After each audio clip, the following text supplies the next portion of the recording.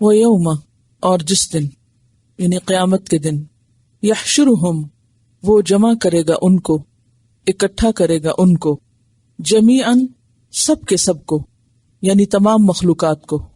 جب اللہ تعالی قیامت کے دن اولین و آخرین، اگلوں پچھلوں، سب کے سب کو ایک جگہ اکٹھا کر لے گا تو اس وقت فرمائے گا یا معشر الجن، اے گروہ جن.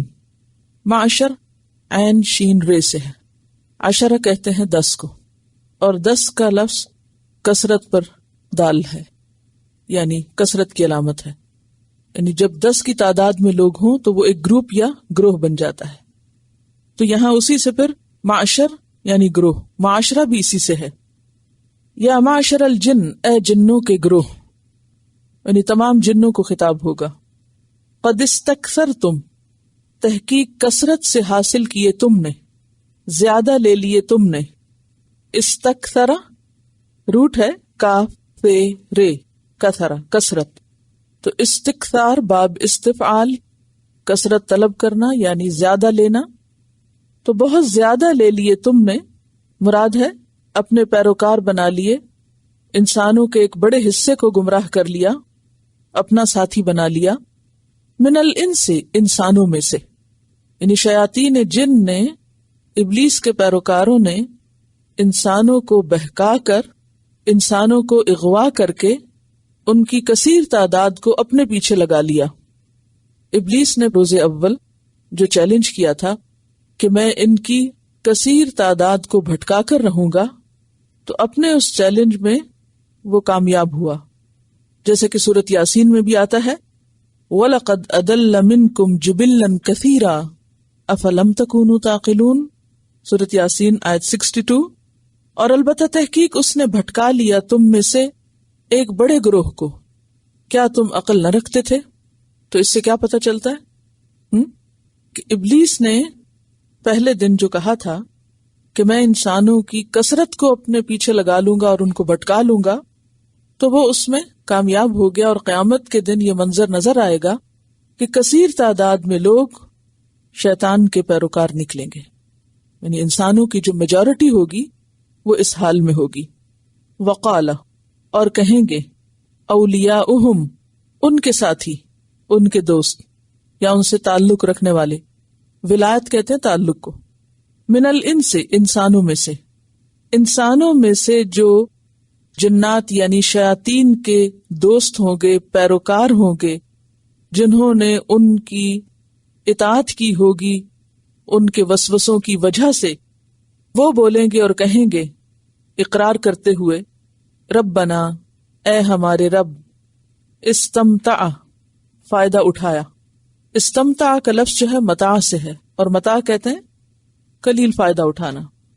فائدہ اٹھایا بعضنا، ہم میں سے بعض نے، ببعض، بعض سے، ہم میں سے بعض نے بعض سے فائدہ اٹھایا.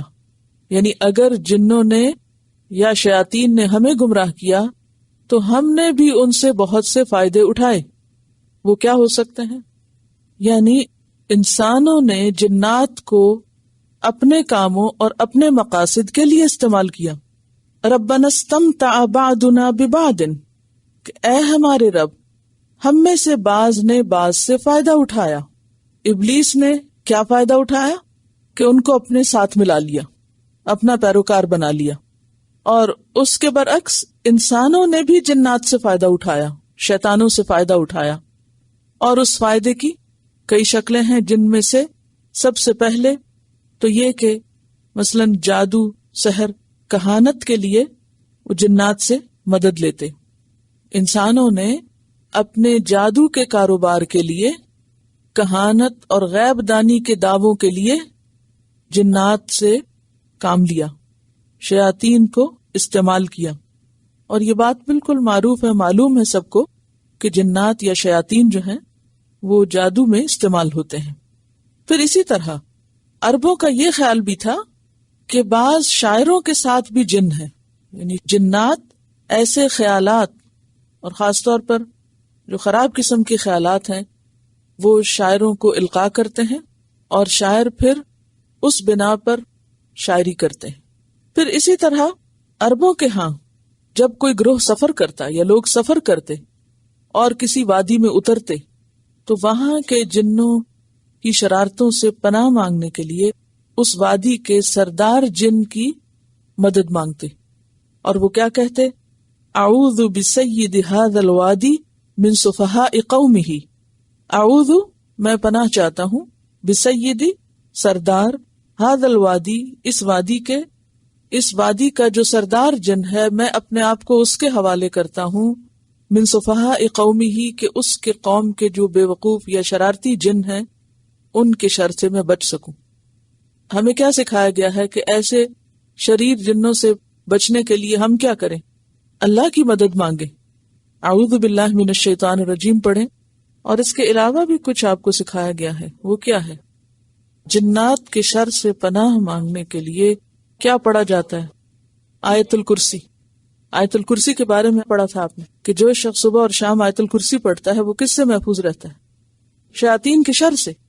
تو دور جاہلیت میں لوگ شیاطین کے شر سے بچنے کے لیے خود شیطانوں کی پناہ مانگتے، ان سے مدد مانگتے، جبکہ ہمیں اس سے بہتر چیز عطا کی گئی اور حفاظت کے لیے آیت الکرسی، معوذتین وغیرہ عطا کیے گئے، خصوصاً آیت الکرسی۔ تو ربنا استمتع بعضنا ببعض، اے ہمارے رب ہم میں سے بعض نے بعض سے فائدہ اٹھایا۔ کون کس سے کب فائدہ اٹھاتا ہے یا اٹھا سکتا ہے؟ اسی وقت جب دونوں ایک دوسرے کے ہم خیال ہوں۔ جن یہ شیطان انسان سے کب فائدہ اٹھاتا ہے؟ جب وہ اس کی مرضی کے مطابق کام کرے، اس کے ہم خیال ہو، اس کی باتوں اور اس کے وسوسوں میں آنے والا ہو۔ اور اسی طرح انسان جنوں سے کب فائدہ اٹھا سکتا ہے؟ جب وہ اس کی مرضی کا کام کرے، نیکی کے کام میں تھوڑی مدد کریں گے۔ تو وہ اپنی سروسز کب آفر کرتے ہیں؟ جب وہ ان کی مرضی کے مطابق کام کرتے ہیں۔ تو استمتع بعضنا ببعض میں کیا چیز آتی ہے؟ مقاصد کا ایک ہونا، ہم خیال ہونا۔ جیسے قرآن پاک میں آتا ہے نا، والمؤمنون والمؤمنات بعضهم اولیاء بعض، مومن مرد اور مومن عورتیں آپس میں ایک دوسرے کے کیا ہیں؟ مددگار ہیں، دوست ہیں۔ یہ سورۃ التوبہ آیت 71 تھی۔ سورۃ الانفال آیت 73 میں آتا ہے والذین کفروا بعضهم اولیاء بعض، اور وہ لوگ جنہوں نے کفر کیا وہ آپس میں ایک دوسرے کے دوست ہیں۔ تو یہ جو سب جن و انس جہنم میں اکٹھے ہوں گے، مجرم کی حیثیت سے اللہ کے سامنے کھڑے ہوں گے، تو اس وقت یہ خود اقرار کر لیں گے کہ ہم ایک دوسرے سے خوب فائدے اٹھا رہے تھے۔ اور ویسے بھی آپ دیکھیے کہ جنات سے اگر آپس میں فائدہ اٹھائیں یا انسان انسانوں سے آپس میں فائدہ اٹھائیں تو وہ بھی کب ممکن ہوتا ہے؟ جب دونوں کے مقاصد اور دلچسپیاں ایک جیسی ہوتی ہیں، دونوں ایک ہی رستے پر ہوتے ہیں، دونوں کے درمیان کچھ کامن انٹرسٹ اور کامن گراؤنڈ ہوتے ہیں۔ اگر یہ نہ ہو تو فائدہ نہیں اٹھایا جا سکتا۔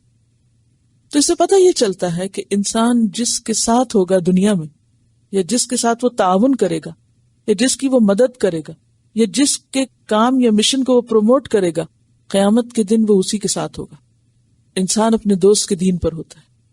انسان جس سے محبت کرتا ہے، جس کو چاہتا ہے، اسی کی مدد کرتا ہے، اور پھر جو جس کی مدد کرے گا قیامت کے دن وہ اس کا شریک ہوگا، اس کا حصے دار ہوگا۔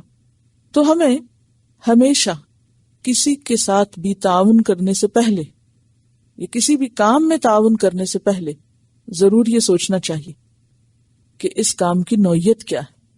آنکھیں بند کر کے کسی بھی کام میں نہیں کودنا چاہیے۔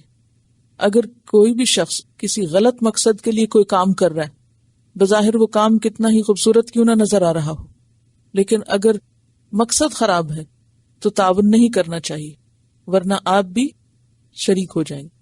مثلاً اگر کوئی شخص کسی ظالم کا ساتھ دیتا ہے تو وہ بھی ظالموں میں شمار ہوگا۔ اسی طرح اگر کوئی شخص کسی نیکی کے کام میں کسی کا مددگار اور ساتھی ہے تو اس کو بھی اس نیکی میں سے حصہ ملے گا، اگرچہ وہ کام کوئی دوسرا کر رہا تھا، اس نے صرف سپورٹ کیا تھا، تو سپورٹ کرنے کی وجہ سے اس کے حصے میں بھی وہ نیکی آ جائے گی جو کر دوسرا رہا تھا۔ خواہ وہ مورل سپورٹ ہو، خواہ وہ مالی مدد ہو، خواہ وہ عملی طور پر کوئی کسی کے کام آ رہا ہو، فزیکلی کوئی کسی کو سپورٹ کر رہا ہو۔ تو جب سزا میں اکٹھے ہوں گے، حساب کتاب میں اکٹھے ہوں گے، تو اس وقت اقرار کر لیں گے ربنا استمتع بعضنا ببعض، ہم ایک دوسرے سے خوب فائدے اٹھاتے رہے، وبلغنا اجلنا، اور ہم پہنچے اپنی اجل کو۔ اجل سے مراد ہوتی ہے مقرر مدت، ہم اپنی مقرر مدت کو پہنچ گئے، اور مقرر مدت سے مراد قیامت کا دن ہے جو سب کے لیے ایک مقرر وقت ہے۔ الذی، وہ جو، اجلت لنا، تو نے مقرر کی تھی ہمارے لیے۔ اللہ تعالیٰ نے سب کے حساب کے لیے ایک وقت مقرر کر رکھا ہے، میعاد مقرر ہے، اجل مقرر ہے، اور سب اس مقرر وقت وہاں پہنچ جائیں گے، کسی کو بھی پیچھے نہ چھوڑا جائے گا۔ قال، اللہ تعالیٰ فرمائے گا، النار مثواکم، آگ تمہارا ٹھکانہ ہے، مسوا، فاوا یا روٹ ہے اس کا، آگ تم سب کا ٹھکانہ ہے۔ جیسے دنیا میں تم ایک دوسرے سے فائدے اٹھاتے رہے، ایک دوسرے کے دوست بنے رہے، ایک دوسرے کو غلط کاموں پر سپورٹ کرتے رہے، اب انجام کار میں بھی تم سب شریک ہو اور آگ میں بھی تم سب اکٹھے ہو۔ خالدین فیہا، ہمیشہ رہنے والے ہو اس میں، غیر محدود مدت تک۔ الا ما شاء اللہ، مگر جو چاہے اللہ، یعنی جتنا عرصہ ان کو اس سزا سے بچائے۔ اس عرصے سے متعلق کچھ آراء پائی جاتی ہیں، اور وہ کیا کہ مثلا موت کے بعد قبر میں ہی عذاب شروع ہو جاتا ہے، جیسے پیچھے بھی آپ پڑھ چکے ہیں نا کہ جان نکالنے والے فرشتے آ کے کیا کہتے ہیں، الیوم تجزون عذاب الہون، آج کے دن تم رسوا کن عذاب کا بدلہ دیے جاؤ گے، یعنی سزا شروع۔ وہ جو قبر میں سزا ہوتی رہی اس کا ایک اینڈ ہو جائے گا، اور وہ اینڈ یوم حشر پہ ہوگا۔ اب یوم حشر ہے، حساب کتاب کے وقت وہ جہنم سے باہر ہوں گے، یعنی قبر کے گڑھے میں بھی کائنڈ آف جہنم میں تھے، پھر حساب کتاب کے بعد دوزخ میں جب جائیں گے تو وہ بھی جہنم ہوگی، لیکن وہ جو بیچ کا عرصہ ہے، اس عرصے کے لیے کیا کہا گیا، الا ماشاء اللہ، مگر جو چاہے اللہ، جس کو اس میں بیچ میں وہ مہلت دے دے جب تک کہ وہ اس میدان میں ہے۔ دوسرا معنی اس کا یہ بھی کیا گیا ہے کہ جہنمیوں کو ایک جگہ سے دوسری جگہ منتقل بھی کیا جائے گا، مثلا بھڑکتی آگ سے زمہریر کی طرف، زمہریر سے بھڑکتی آگ کی طرف۔ پھر یہ ہے کہ جہنم میں ایک جگہ سے بھی دوسری جگہ جائیں گے، جیسے وہ پانی پینے کے لیے جائیں گے، پھر واپس جہنم میں پلٹائے جائیں گے۔ تو وہ جو پانی پینے کا وقفہ ہے تھوڑا سا، اس میں شاید وہ اس طرح کی سزا نہ ہو جو ویسے بھگت رہے ہوں گے۔ تو اللہ ہی بہتر حقیقت جانتا ہے ماشاء اللہ کی، کہ جو چاہے اللہ، یعنی وہ اس میں سے ایکسیپشنل حصہ ہے، لیکن وہ کون سا وقت ہے، کون سا حصہ ہے، اس کی اصل حقیقت اللہ ہی جانتا ہے۔ ہاں، یہ تھوڑا بہت اندازہ کیا جا سکتا ہے کہ یہ وقفے ہو سکتے ہیں۔ ایک ابن عباس نے یہ معنی بھی کیا ہے کہ اس سے مراد وہ لوگ ہیں جو آخر کار غلط کاموں سے توبہ کر گئے اور وہ بچ گئے، تو یہاں ما بمانا من ہوگا، مگر جن کے لیے چاہے اللہ کہ ان کو بچا لے اس جہنم سے، یا یہ کہ وہ نکال لیے جائیں، کیونکہ یہ تو آپ سب جانتے ہیں نا کہ جہنم میں جانے والے سب لوگ ہمیشہ نہیں رہیں گے، کچھ تو خالدین ہوں گے اور کچھ نکالے جائیں گے۔ یہ معلوم ہے آپ کو، اقبال کیلانی کی کتاب کے شروع میں بھی وہ احادیث دی ہوئی ہیں روز قیامت کیا ہوگا، تو اس میں ہمیں یہ پتہ چلتا ہے کہ کچھ لوگ جہنم میں اپنے گناہوں کی وجہ سے چلے جائیں گے، لیکن پھر ان کو نکال لیا جائے گا، اور نبی صلی اللہ علیہ وسلم ان کے لیے شفاعت کریں گے اور ان کو وہاں سے سزا سے نکال لیا جائے گا، کوئی کتنا عرصہ، کوئی کتنا عرصہ، حتیٰ کہ آخری شخص بھی جس کے دل میں رائی کے دانے برابر ایمان ہوگا اس کو بھی نکال لیا جائے گا۔ تو اللہ ما شاء اللہ کا کیا معنی ہے؟ ما یہاں من کے معنوں میں، یعنی جن کو چاہے اللہ، جن کو چاہے اللہ سزا کے بعد نکال لے، اور باقی سب خالدین فیہا ہوں گے۔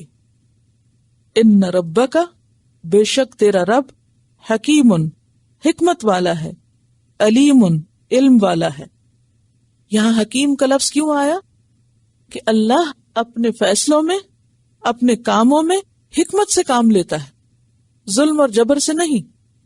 اور علیم، خوب جاننے والا ہے، ایسا نہیں کہ وہ اندھا دھند سزا دے ڈالے گا، یعنی جس پر ناراض ہوا اس کو بس فوراً پکڑ لیا، نہیں، وہ خوب جانتا ہے کون کیسا ہے.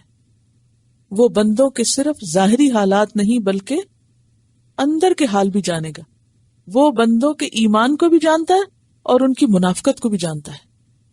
بندے تو بندوں کے بارے میں نہیں جانتے، لیکن وہ فیصلہ کرے گا، وہ ڈیسائیڈ کرے گا کس کو جہنم میں ہمیشہ رکھنا ہے اور کس کو وہاں سے نکالنا ہے اور کس کو کتنے عرصے بعد نکالنا ہے، کیونکہ وہ حکیم بھی ہے، علیم بھی ہے. تو اس کے یہ سارے فیصلے علم اور حکمت پر مبنی ہوں گے. واضح؟